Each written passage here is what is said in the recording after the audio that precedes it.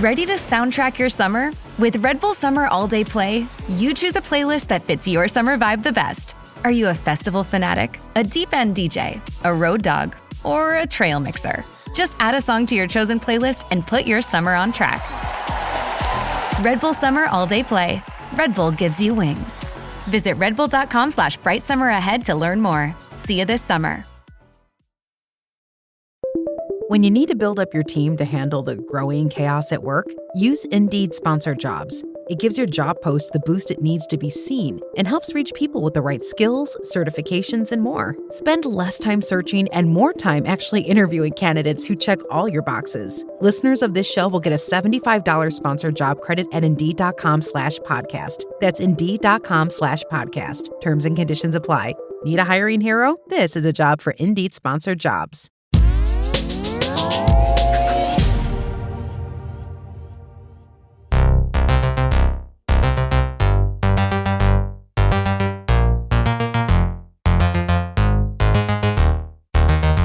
Welcome to Fintech Insider Insights from 11FS. I'm Kate Moody. In this episode, we're exploring advice and guidance, but through a slightly different lens.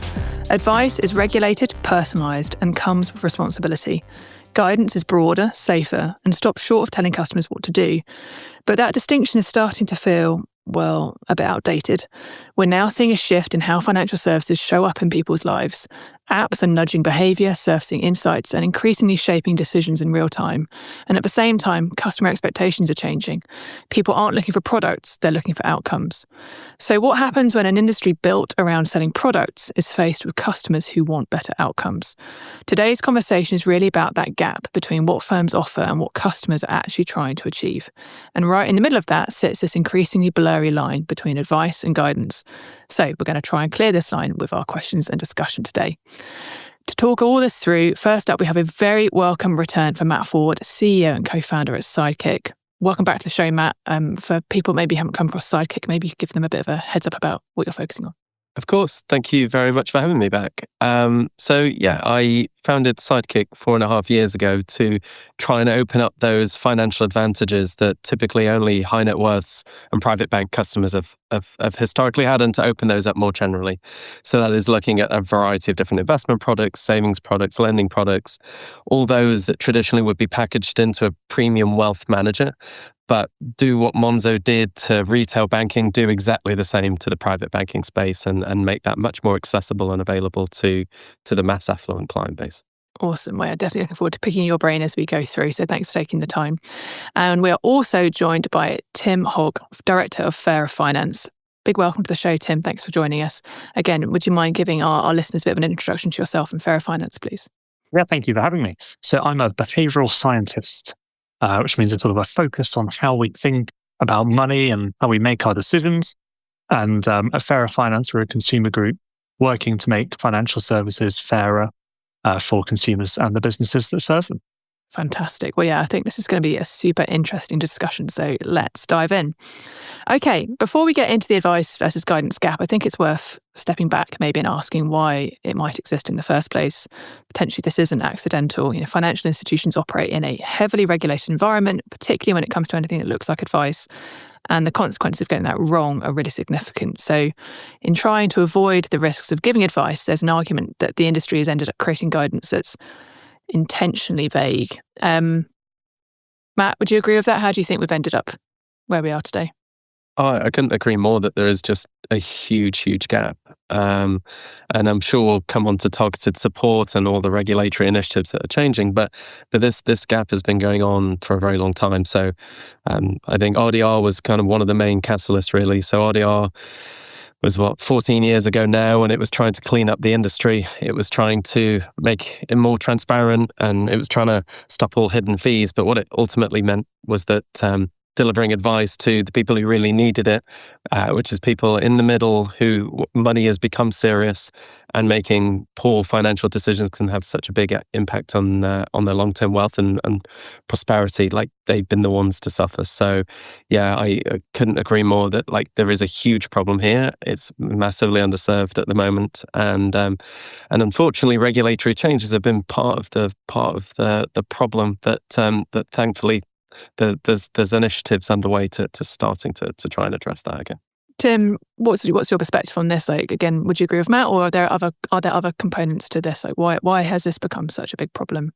I would definitely agree that firms are quite risk averse and cautious in what they're willing to tell customers. And that does lead to a massive gap in the information that we're given in a really helpful way. So there's definitely a massive gap. I can sort of understand why firms are cautious, because if you step out of line, you could end up being hit over the head by the regulator, and that's not a very fun experience.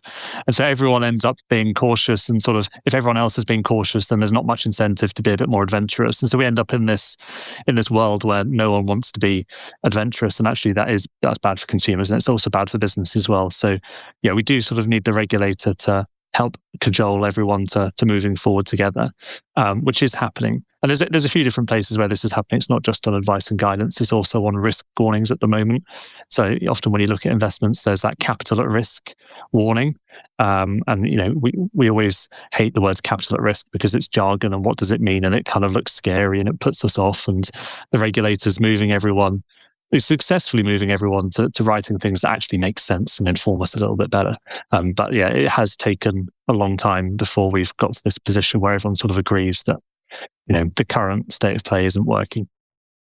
And why do you think it has taken such a long time for people to realize there's an issue here? Like, it feels like we have been bumbling along with this advice and guidance structure for quite a long time. Like, have people known it's broken for a while and we're only just starting to build the momentum to fix it? Or from your perspective, why do you think it's taken so long? Well, I think that's a really good question. I think partly it's just because what's top of the regulatory agenda at any given point in time. And currently we're in a moment where what's top of the agenda is, why aren't more people investing? And actually, that's a really important question, and it's really good that it's at the top of at the top of people's minds right now. But that wasn't the question everyone was asking 5 or 10 years ago. Yeah, and I was going to say, like, to build on that as well, if you think the market cycles that we've been through, so if you rewind back to COVID, there were certainly no one was saying no one's investing. Why are people not taking enough risk? We were seeing the complete opposite. But the macro environment has changed so fundamentally that, where actually there were some of the brakes that were being put on were, oh my God, do people know what they're doing? You've got all of these young people going into investments, not understanding risk anymore, and are taking undue amounts of risk. Like, the whole macro environment has really pulled that back. And I think, couldn't agree more with Tim that, I think it's, certain things become in focus at certain times, and right now the country is sitting on way too much cash. Yet we are the ones who have the accountability to go and solve our financial futures, and they're going to be at risk unless that changes. So yeah, the agenda is shifting. Yeah, no, that makes complete sense. And I guess alongside those kind of macro trends in sort of wider society, I think we've also got the enormous shifts, as you alluded to, Matt, in just like the financial services space, right? Monzo have kind of come in alongside other digital challenges in other parts of the world, and set new expectations about what can be delivered through your banking app. So, we're now starting to see experiences where apps share some insights with customers, sort of maybe slightly more in that sort of in-between space between guidance and advice. So again, like you mentioned that you're trying to replicate what Monzo are doing, but in the mass affluent space. So what's your view on that? Do you think that actually these apps have kind of helped kind of shape customers' expectations, or are they just delivering on what customers needed already? Yeah, I mean, I think we have very different challenges to a mass market retail bank. So I think, what Monzo and others and Revolut did such a great job was they made transactional banking fast and frictionless and low cost and easy and digital and easier than ever to stay on top of your day-to-day spend. They haven't really tackled wealth, and I know that they're starting to take tentative steps into that, but they really just made it faster, easier, cheaper to do your day-to-day painful banking, and it was really painful, obviously, like 15 years ago.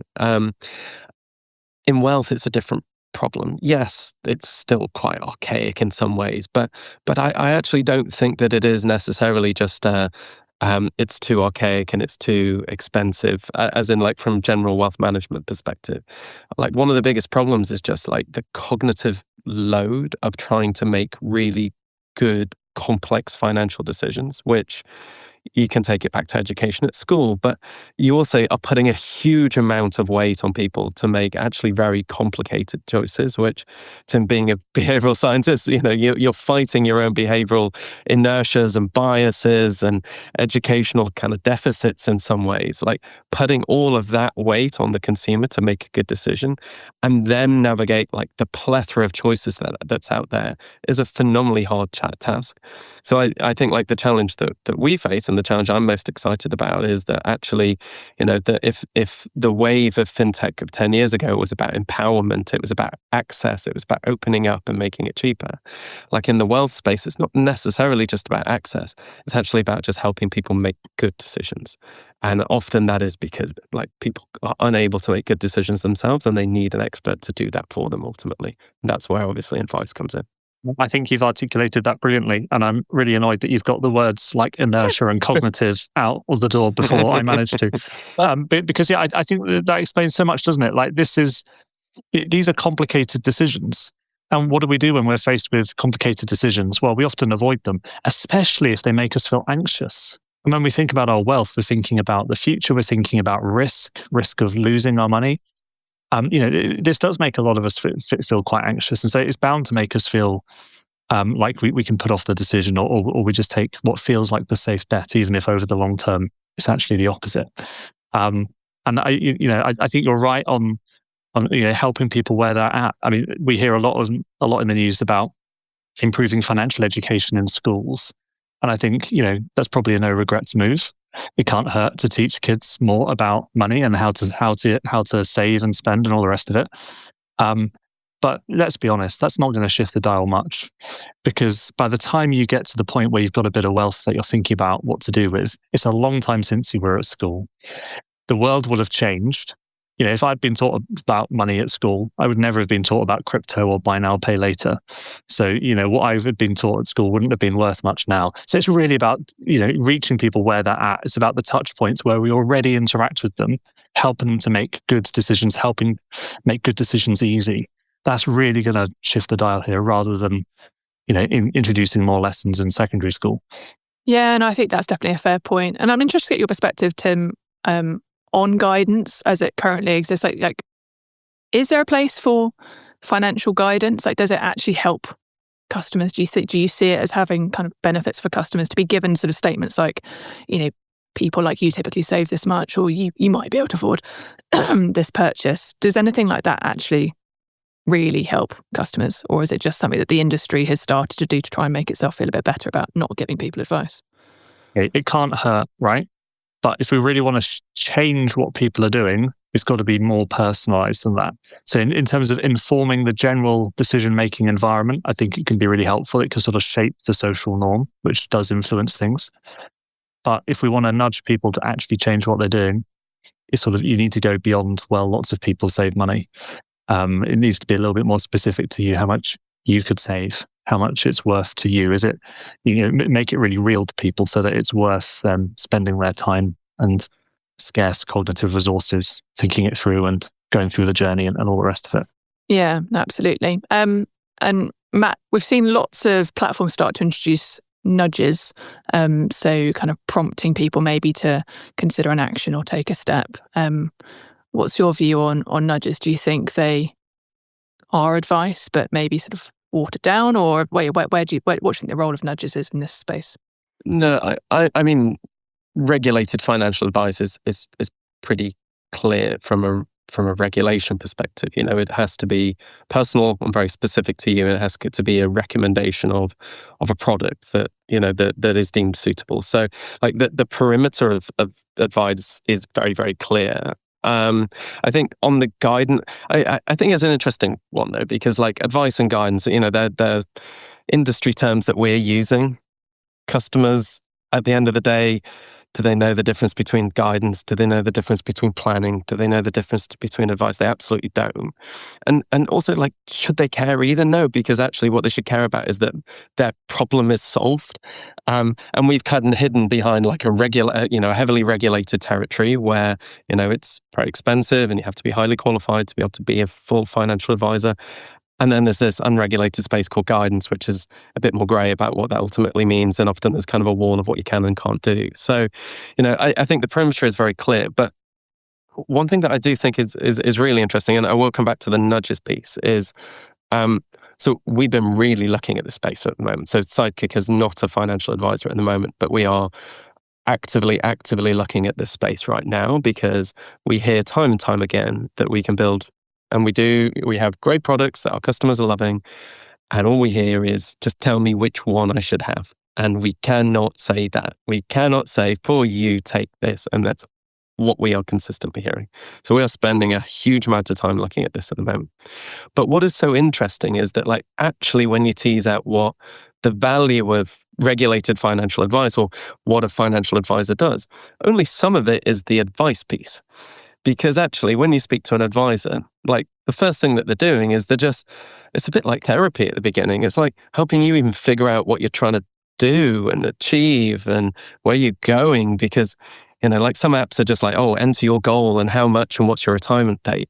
But a lot of people don't even know those questions. So actually, like, going back to it isn't just nudges, it's more like the softer side of helping people get to where they want to go.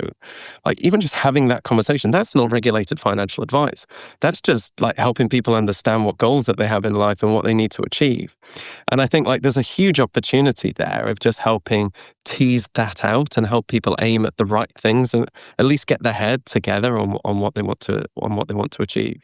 I was just going to add that another way that financial advisors help people in a soft way is they act as a layer of friction between you and your investments, so that when the market goes down, you don't just immediately log onto your app and withdraw all your money because you've seen it go down, but you have to actually call someone and speak to someone who then reassures you and tells you, you said you didn't need it for 10 years anyway.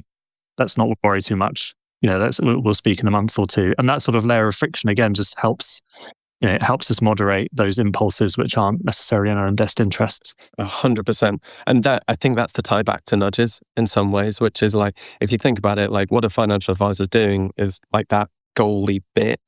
And then obviously they then do give you a very hyper personalized, product recommendation that's suitable for you. But then as Tim mentioned, they are then that insulation layer. But like nudges and, things to help just make sure that you're kind of on track and broadly doing the right thing. It's not necessarily financial advice, but they can all be really powerful tools in the toolkit to ultimately kind of achieve what you want to achieve. Yeah, and I think that's a really interesting way of thinking about it. Quite often when we do our sort of research at 11FS, we're trying to really take financial products and like deconstruct them to kind of think about like the jobs to be done that are ultimately being served for customers by taking out a product or going on a certain financial journey. And I think actually to apply that lens to financial advice, as you started to do, is really, really interesting. As you say, like there is like the regulated part, but then there are also, as you say, these kind of other really important soft skills which are kind of bundled at the moment into this advice journey, which is not accessible to a lot of customers from a sort of price point perspective.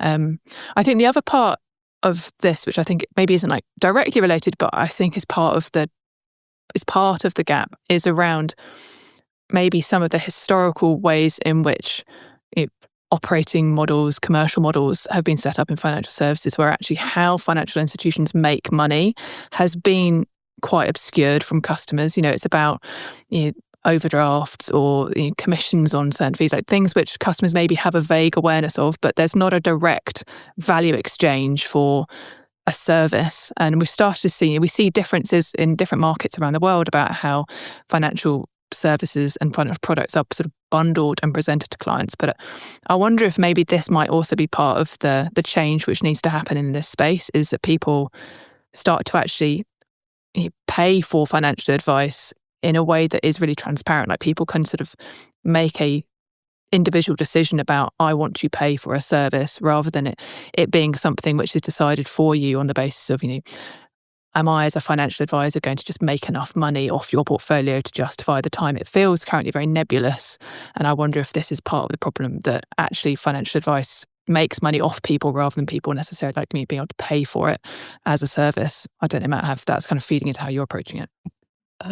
I mean, I definitely agree with some of that. I mean, there is just a fixed cost to running an advice firm that just means that it is unprofitable to serve clients currently below a certain below a certain client size, basically. And that's a fundamental problem. And that comes back to the, once upon a time when fees were not so transparent, advisors would often get kickbacks and they kind of make it work in lots of other ways. They can't do that anymore. So they have to charge, and that historically they've charged, one-time fee up front and an ongoing fee. But like the industry is really still quite operational and quite manual. That's why I'm so excited about the space as well, because, technology can be a huge solve to drive out a lot of the historic costs that have just put in this prohibitive floor, or ceiling or floor, whichever way you look at it, at which customers can get advice. So, if you think about a financial advisor, they often have admin staff, paraplanners. There's all of these costs involved that just mean that less than $100,000, it's really, really hard to make a living on it. But to have £100,000 is a huge amount of money, like £50,000. And at Sidekick, we've done some research recently, and we found that the point at which people consider money's got really serious and they need to take a big financial decision is around £57,000, and that is way less than a financial advisor would get involved typically. So you're having to make really big financial decisions at that point without a financial advisor. It's not that they don't want to; it's just that most of the time it's just economically not possible, given quite an archaic's the wrong word, but quite a manual, operationally inefficient way of servicing clients today. Yeah, that makes sense. Tim, does that sort of number, 57,000, sound in line with maybe what you're seeing about where kind of that consumer appetite or need for advice starts to kick in? Well, based on my own personal experience, a couple of years ago, I thought, my dad has a financial advisor. Maybe I should have a financial advisor. And I called one up and had a nice conversation where he explained that I was far too poor for him to be interested in, but I was tenacious and got some free advice out of him anyway, on what I should do, which he definitely shouldn't have done. But he mentioned I think it was about 150K or 100K or something of investable assets. That's not just money you've got, that's investable assets. That's after your liquid rainy day fund and all the rest of it. I just left the call thinking, we know that this is a fraction of society. This is why only 9% of people currently pay for advice. It's why there is this gap. At the same time, I'm fully on board with removing that slightly grubby commission-based model, which was leading to all sorts of problems pre-RDR. But we are left then with a problem, aren't we? Because there's loads of people who aren't going to get fully holistic advice, and they're going to fill that through ChatGPT, money savings expert, whatever. Some of that will be brilliant, and some of that maybe less so. Yeah. Okay, we're going to take a short break, but when we return, we're going to explore how we think the industry might actually close this gap, or at least try. Let's give you a small spoiler. We're going to be talking about targeted support a little bit as well. Trading at Schwab is now powered by Ameritrade, bringing you an expanding library of education with even more ways to sharpen your trading skills. Access new online courses, insightful webcasts, articles, engaging videos, and more, all curated just for traders. Plus, guided learning paths with content designed to fit your unique interests. No sifting to find exactly what you need, so you can spend your time learning to trade brilliantly. Learn more at schwab.com/trading. Now at McDonald's, a McDouble is $2.50, so you can get your gym gains on, or just get lunch for only $2.50. Get more value on the under $3 menu. Limited time only. Prices and participation may vary. Prices may be higher for delivery. Ba-da-ba-ba-ba. Welcome back. In the first half, we explored the gap between the products financial institutions sell and the outcomes customers actually want, and how advice and guidance sit right in the middle of that. Targeted support is being positioned as a kind of middle ground here in the UK. Before we get into that, it's probably worth just quickly explaining what we mean by targeted support, because it is quite UK-specific terminology. It's essentially being developed by the FCA, the UK's regulator, as a middle ground between guidance and full financial advice. So instead of just giving people generic information, firms can provide more tailored suggestions, but based on groups of customers with similar characteristics, rather than fully personalised individual advice. Matt, what's your initial take on targeted support? Obviously, we can get into the nuances of it, but do you think this new initiative could genuinely help customers to achieve outcomes? Yeah, I really do. Because, I was saying before that £50,000 mark is where money gets really really serious. But it doesn't mean at that point that you probably have needs for complex offshore bonds and trust structures, and probably where IFAs really earn their keep, to be honest, is like some of the more complex pieces. Like at that point, it's almost about de-risking the downside. It's about not doing things wrong, getting a core in, and the core is still like, it isn't as hard as you think. But it really is if you've got a full-time job and you're doing this on the side and you're just having a quick think about it and you're nervous about losing money, like just not getting it wrong is kind of the good starting point. And some basic fundamental principles that can be applied at a cohort level. And we've been talking about this before targeted support was coming along, but as like cohort-led guidance to begin with, and until the regulatory initiative came in. But cohort level work can have a huge impact, and I'm sure Tim's got a great perspective from a behavioral perspective, because like social proofing and where you fit in and all this type of stuff is so valuable for people feeling like it's not necessary. They know that it's not exactly right for them, but that they know that it broadly feels about right, and it's broadly getting them in the rough direction of where they want to get to. When we do surveys and sort of studies examining why people aren't investing, question that we find really useful to ask is, do you think that people like you invest? And actually, the answer to that question can explain an awful lot of whether people invest or not. So it's that general perception, and we see, quite predictable demographic splits between people who think that people like them invest and people who don't. And actually, hopefully, that might change a little bit. I really like your phrase of sort of cohort level advice. I always think of targeted support as a bit like public transport. So it takes a group of people from one destination to another, and then you might get off the train at Liverpool Lime Street or something, and then you go anywhere in Liverpool where you actually really need to get to. But the point was, we took you from London to Liverpool, and you're going to Anfield. I'm a Liverpool fan, I should explain. So you're going to Anfield to watch a Liverpool game. And, targeted support, we can say you should probably get the train to Liverpool, right? Now, if you wanted full holistic advice, we'd say, well, you should get in your car and here's the exact route that will get you to the car park outside Anfield Stadium. But that cohort level thing can move. It will move more people because we can do it at lower cost, and it will be free for people. No, I hadn't thought about it that way, but I think it's a really interesting way of thinking about it. I'm intrigued from your perspective as well, Tim, about from the data that you've looked at and kind of the studies you've run. What are going to be the types of characteristics? It talks about similar characteristics, common characteristics. What is your hunch for kind of where you think most financial institutions or banks are going to, what are they going to anchor these models around? What are going to be the characteristics that you think are going to inform these targeted support journeys? So I think it's probably going to be simpler in many cases than we might have assumed, because you need to then be quite confident on these assumptions and present them back to customers and say, these are the assumptions we've made. Do you agree or not? And that means it can't be hundreds and hundreds of really detailed assumptions. It's just got to be a handful at the start, at least.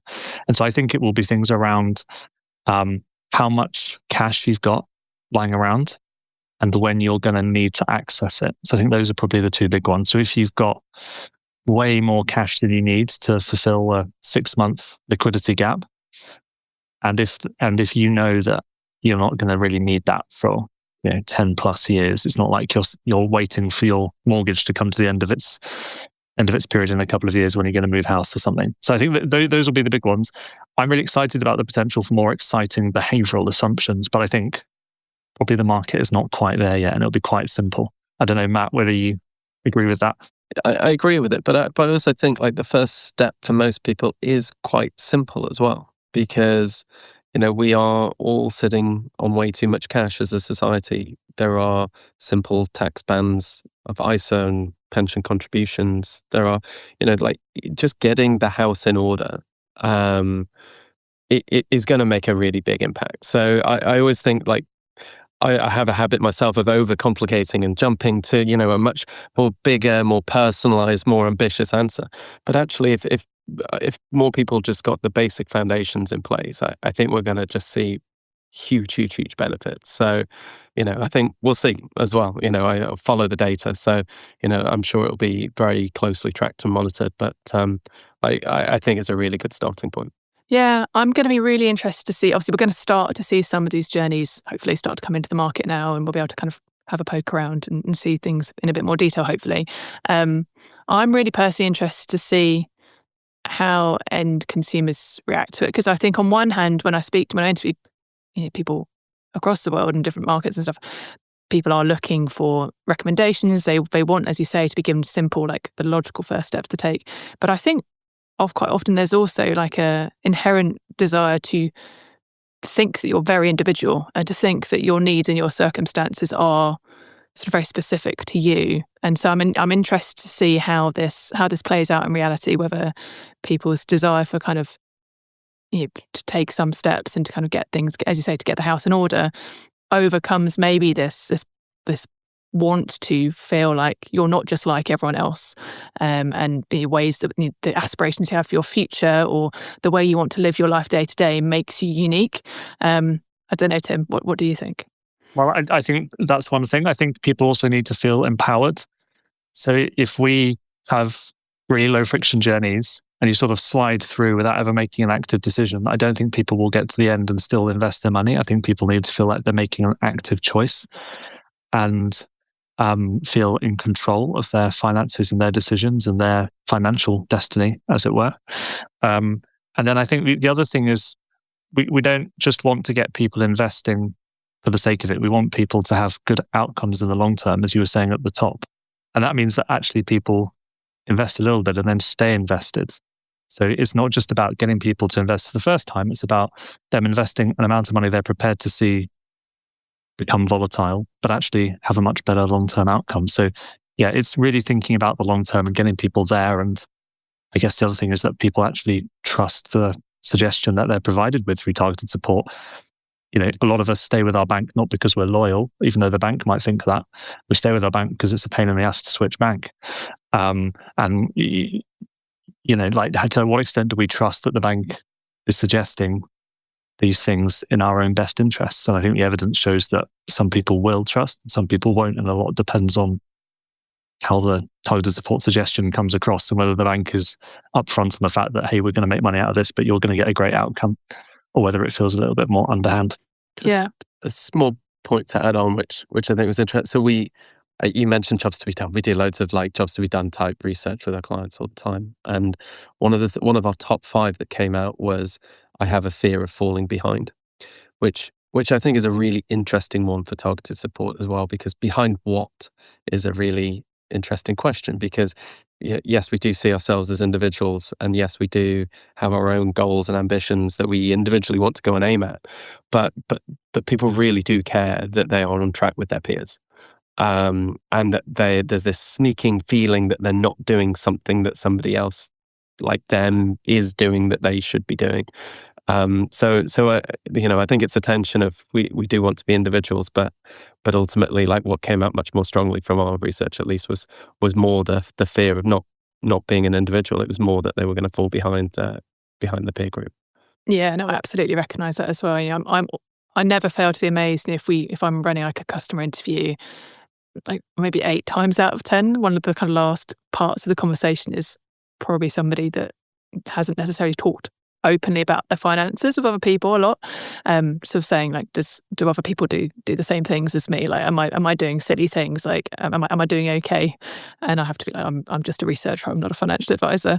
But yeah, I think I completely agree that people, yeah, that kind of fear element is definitely really strong.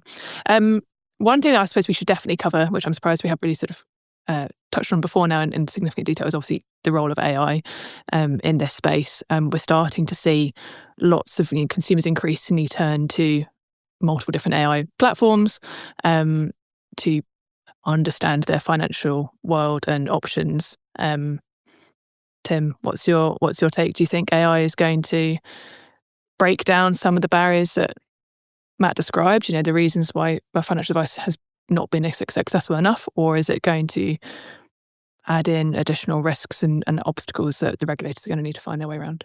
So overall, I'm an optimist on this. I saw one stat recently from Lloyds Bank. They said that 37% of people had already turned to AI like ChatGPT for investment advice and recommendations. 37%. It's so high, I almost don't know whether I believe it. But the point, even if it's not quite that high, still a lot of people are doing it. And, it's kind of obvious why we would, because everything provided to us in the realm of guidance is very product-led and is sort of not personalized enough. But you can go on ChatGPT and you can write an essay about your financial situation. I've done this to see what happens. You just write an unstructured essay and it comes back and tells you what's going on. Yes, it kind of tells you that whatever you're doing is sensible, which is slightly worrying. And yes, it can hallucinate, which again is slightly worrying. But it's filling a need, right? Because I can't sit down with Martin Lewis individually. Not all of us can do that, right? So we do need that personalized individual stuff. And I think the other reason why I kind of trust it is that as far as I know, the AI tools, the chatbots that I use, they're not currently remunerated on the basis of what I then decide to do. So from one perspective, it's kind of unbiased, right? Because whether I invest or not, ChatGPT doesn't care, right? They just want me to stay on the platform and pay for the subscription. So, in that way, it's unbiased. On the other hand, I can't trust that everything it's telling me is true. So I then have to go and fact check literally everything it tells me, which is time consuming. So, there's definitely still a gap in the market for targeted support. But I think, AI is going to be a part of this picture, for the foreseeable. I don't know, Matt, whether you see the same stuff. Yeah, I took the red pill a long time ago, and I now cannot unsee how AI is going to fundamentally change, and is fundamentally changing everything. We as a firm it's night and day from where we were 6 months ago, and on our general usage and our optimism of how it can disrupt the industry. And I see it in a few probably slightly non-obvious ways though. So do I think there will be a financial advisor fully powered by Claude with a non-deterministic model? Absolutely not. There is the regulator is never going to allow that. Will that probably happen outside of a regulated space? Yes, and that's also terrifying. And that's some of the things that that's something that the regulator really needs to have a think about how it's going to catch up on. But regulated, personalized financial advice needs to be deterministic, auditable, human accountability. That's how regulation is ultimately set up. However, it can play a fundamental role in so many other aspects of what we were talking about earlier around what a financial advisor ultimately does. So that kind of discovery stage that Tim, you were talking about of I've seen equivalent research of the top one of the top 3 reasons people use ChatGPT is literally financial advice or guidance or planning, or people, again, they can't articulate it, but really trying to understand the question, understand where they're aiming, understand some complex stuff, get a real loose plan. It's really powerful for breaking down some of that barrier of you would have had to have gone and got a recommendation from a financial advisor for someone to set up a call. There's so much inertia and there's so much of a barrier to be able to even get started. I think it does a really, really good job at just opening up the conversation way before it gets into a personalized recommendation or anything like that. It is a very good way of people just kind of engaging in the topic, which I think is always the first starting point. It's getting people thinking about what they're trying to achieve and what some of their problems are. It's really effective because it is AI, it's not a deterministic model, at collecting information in a non-linear way as well. It's a very, very effective way of having a chat, of teasing out information that a financial advisor would have historically done quite intuitively, just face-to-face or through a conversation or just by building a relationship. It's unbelievably powerful technology for that. Then the final hurdle of then the suitability report, regulated financial advice, it's not going to be allowed to do that. It absolutely would have the capability, but it's not going to be allowed to do that in the short term. So I think that almost discovery earlier end of the journey, it's going to be transformative, and we're really thinking very closely around that piece of the puzzle. But then downstream as well for financial advisors themselves, I kind of mentioned right up at the top, it's incredibly expensive, a little bit archaic, operationally inefficient. There's so many costs that are baked in, which just means it's impossible to serve smaller clients. AI can solve so much of that. It can take away all the complexities of writing up meeting notes, of organizing stuff. You can have a team of agents doing all the admin and paraplanner work that used to exist before. You could automate I honestly believe like 80 to 90% of like the functional responsibilities behind the scenes of what a financial advisor does, which is just going to free them up to actually spend the time on the really high impact financial advice piece. So it's going to change the game. The world's not short of any AI evangelists, so I don't want to just pile onto that. But I really do believe that it's something I can't unsee anymore. Yeah, and I think we end up talking about AI on pretty much every single show we do, unsurprisingly and rightly so. I suppose it is particularly interesting to think about it through the lens of advice in particular, because obviously, as you said, like kind of that end accountability, like who is responsible if something goes wrong.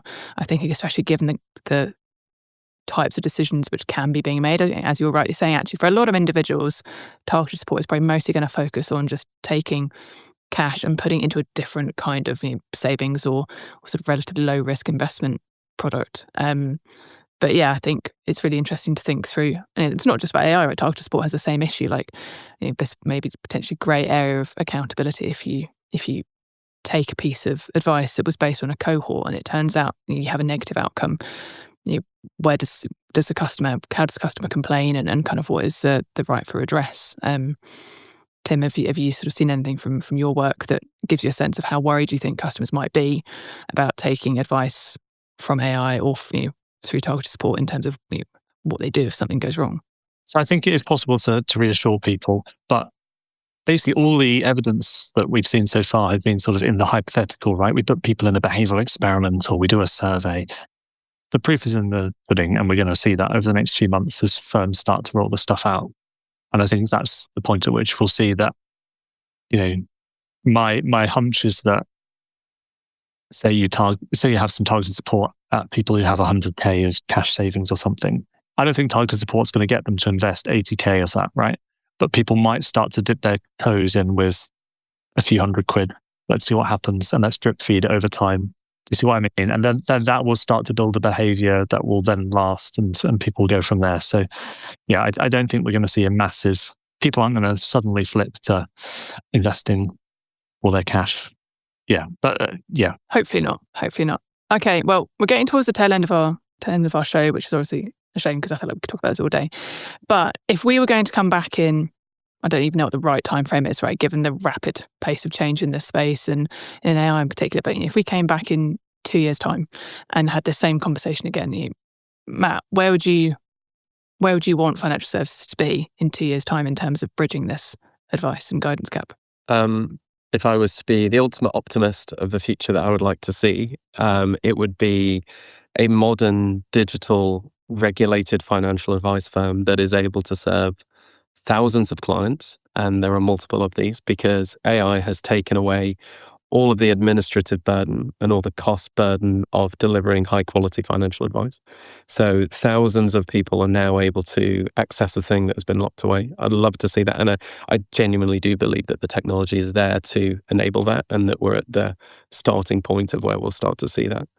And I'm really hopeful that we don't see a car crash on the other side, though, which is that everybody went and ran wild on ChatGPT and believed that was full regulated financial advice and just did whatever it told it. But I would like to see kind of the other side, really, which is that there are more regulated advisors able to provide really high quality advice at more scale because this technology has enabled them.